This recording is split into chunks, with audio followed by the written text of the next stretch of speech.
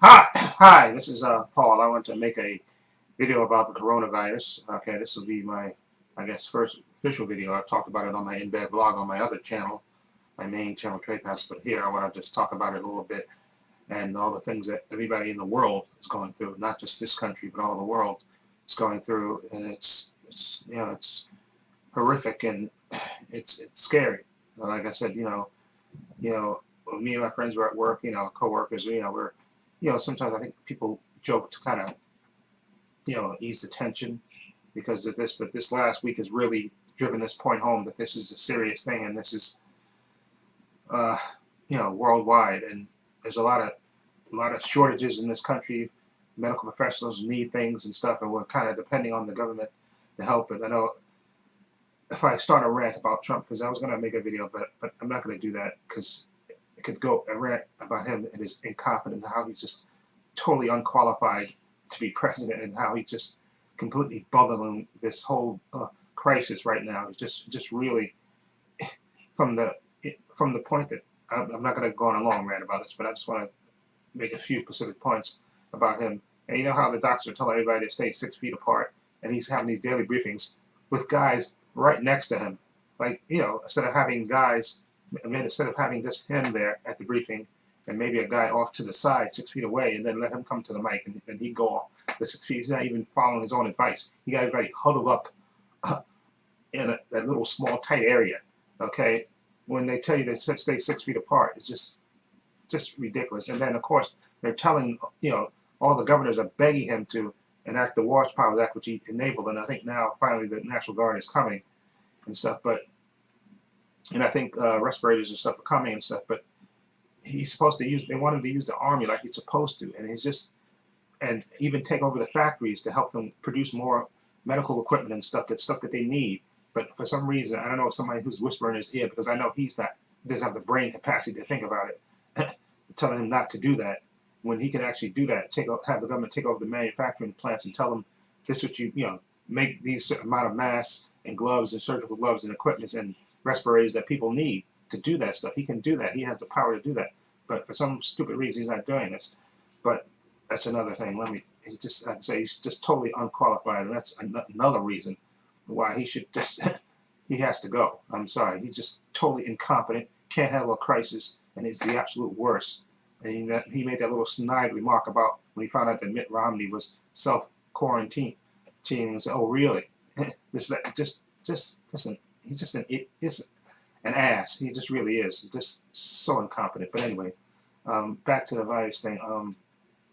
Hopefully, like I said, everybody's so cooperating in my house. I live here with my brother and my stepfather and stuff, and I'm trying to, make sure we keep our hands washed, and my brother's takes medicine and stuff, and we have to prepare meals for him. So I'm trying to make sure I wash my hands, make sure I keep reminding him to wash his hands and stuff, so we can, make sure we, stay healthy and stay so qualified. And then also, because my brother smokes and he likes to go outside, I have to keep reminding him to wear his coat because he likes to run outside to smoke in his hooded pajama pants and flip flops, even though the weather, it's technically still winter, although maybe I think technically it's spring now, last Friday, but I have to keep reminding him of that stuff. So then, like I said, Saturday I went to the supermarket and like I said, people are in there, and like I said, people buy toilet paper for, you know, and there's no big things of toilet paper left, but I'm sure, those things that are get replenished and stuff, because I think those are the only things that are allowed to really stay open, supermarkets and grocery stores and pharmacies and stuff like that, and doctors' offices. So I'm hoping that this country is resilient enough that they can get through, and I like that these governors are stepping up because we're getting the bare minimum leadership out of Washington. And like I said, they can't even agree now.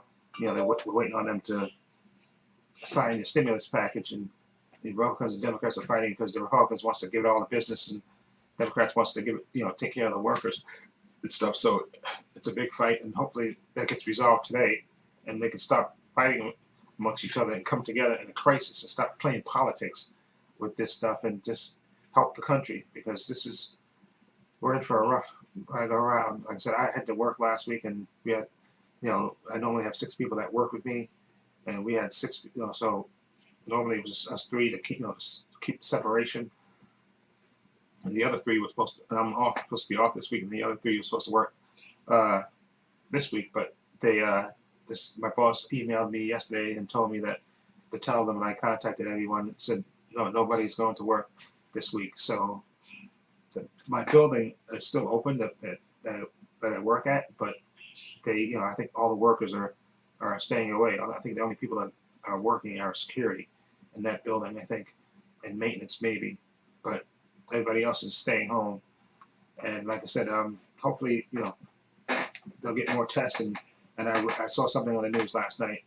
I'm trying to look at the news, but not look too much because I don't want to get depressed about it, but I do want to keep informed about it.